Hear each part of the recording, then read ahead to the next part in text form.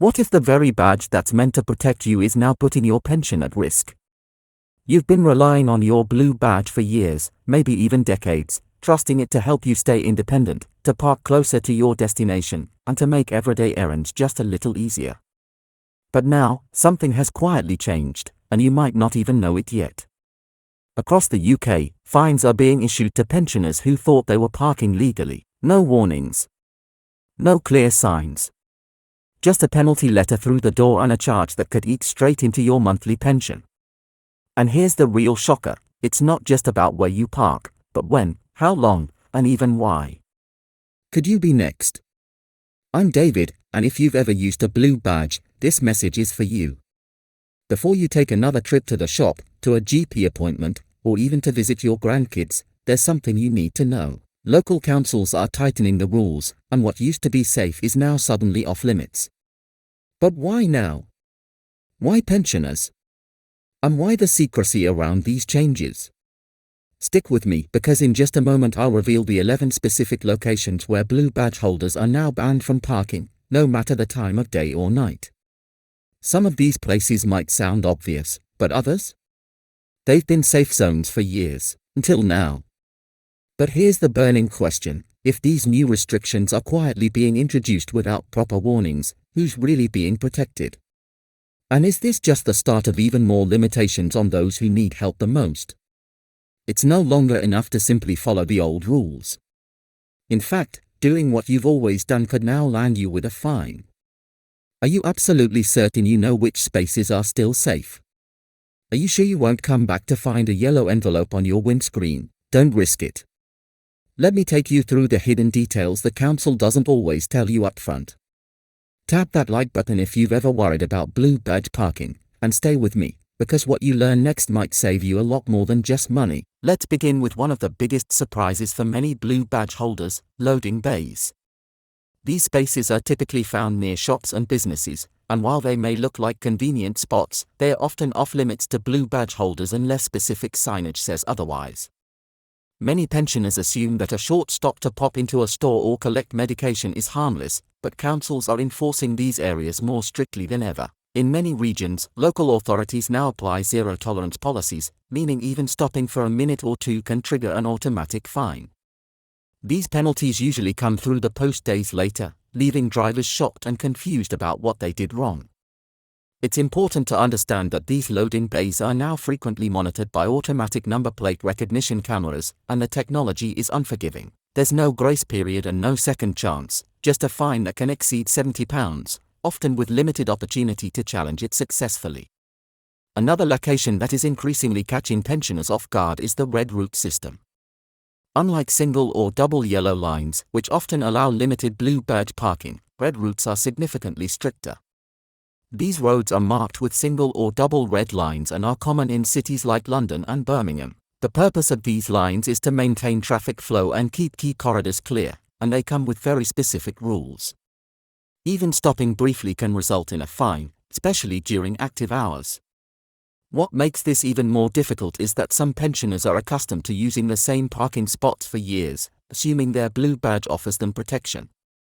Unfortunately, changes to red route enforcement often go unnoticed until a ticket arrives in the mail. It's essential to check for red line signage each and every time you park, even if you've never had a problem before in the same area.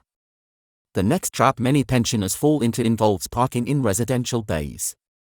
These may look similar to general-use disabled bays but are actually reserved for residents with specific permits.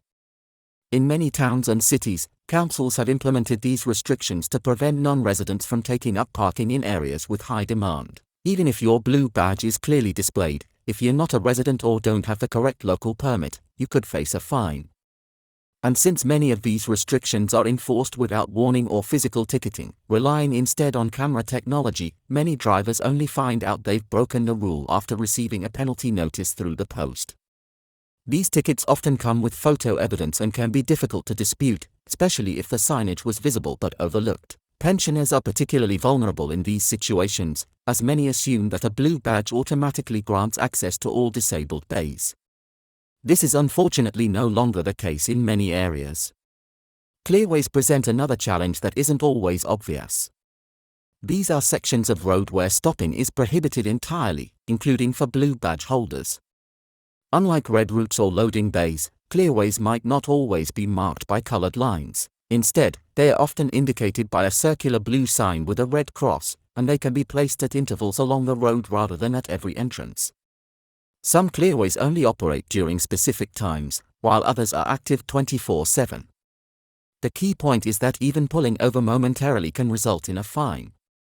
Pensioners who stop to check directions, drop off a passenger, or take a quick phone call are often caught by roadside cameras or mobile enforcement units. Many are surprised when they receive a ticket days later, especially if they didn't even step out of their car. To avoid this, it's important to stay alert for clearway signs and understand their rules, as even well-meaning, brief stops can be expensive. School keep clear zones are also becoming a hotspot for unexpected fines. These areas are meant to keep entrances to schools safe for children during arrival and departure times, and they are usually marked by zigzag yellow lines and the words "School Keep Clear." However, some of these areas now include 24-hour no-stopping plates. That means even outside of school hours, such as evenings or weekends, parking is completely prohibited. Pensioners who see an empty space on a quiet Sunday morning and decide to park for just a few minutes can still be fined if the signage includes 24-hour restrictions. What's worse, many of these areas are monitored by remote CCTV cameras rather than wardens, meaning enforcement is constant and often automatic. If you don't see the camera, it doesn't mean it isn't there. Always double-check the signs, no matter what day or time you're parking. Bus lanes and transport routes are another major area of confusion. It's a common misconception that blue badge holders can park in bus lanes, particularly when they are not in active use. But this isn't true in most cases. Even if the lane appears empty and the signage isn't prominent, stopping in these areas is usually considered a violation. And again, councils are increasingly using technology to monitor these routes. Automatic number plate recognition systems can track vehicles using restricted lanes, and tickets can be issued without any physical interaction.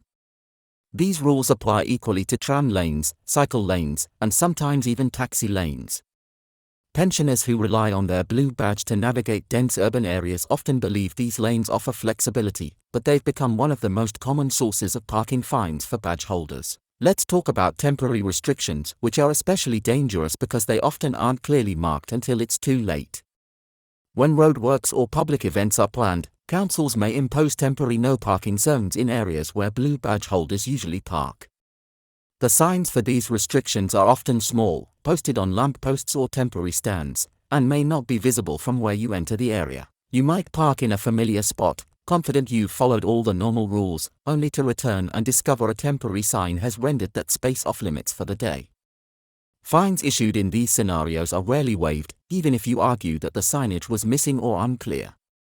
It's therefore a good habit to scan the entire street for temporary signs whenever something unusual appears, like cones, barriers, or construction vehicles. These are often signs that a restriction is in place, even if the markings are not obvious. Another source of confusion is the assumption that blue badge holders can park near double white lines as long as one line is broken. This belief is widespread and has caused countless fines. In reality, double white lines in the center of the road mean no parking at any time, even if one of the lines is broken. The rule exists primarily to maintain road safety, especially on curves or hills where visibility is reduced. Pensioners often park briefly on these roads thinking it's allowed, especially when dropping someone off or picking them up. But enforcement officers and camera systems are watching these areas closely, and fines are issued regularly. What makes it worse is that the rule feels counterintuitive. If you can overtake, why can't you park? But the law is clear, and exceptions are rarely made. Even pay and display bays are no longer a guaranteed safe haven. In the past, many councils allowed blue badge holders to park for free in these spots, but that's changing. Some local authorities now require badge holders to pay just like everyone else, and the signage isn't always updated clearly to reflect this change. It's easy to assume that your badge gives you automatic exemption, especially if that's been the case for years. But if the council's policy has changed and you don't pay, you'll receive a fine. Always read the signs next to the meter, or check the local council's website if you're unsure. It's frustrating, but rules vary from town to town, and what's true in one area may not apply just a few miles away. This inconsistency is one of the main reasons so many pensioners are getting caught out.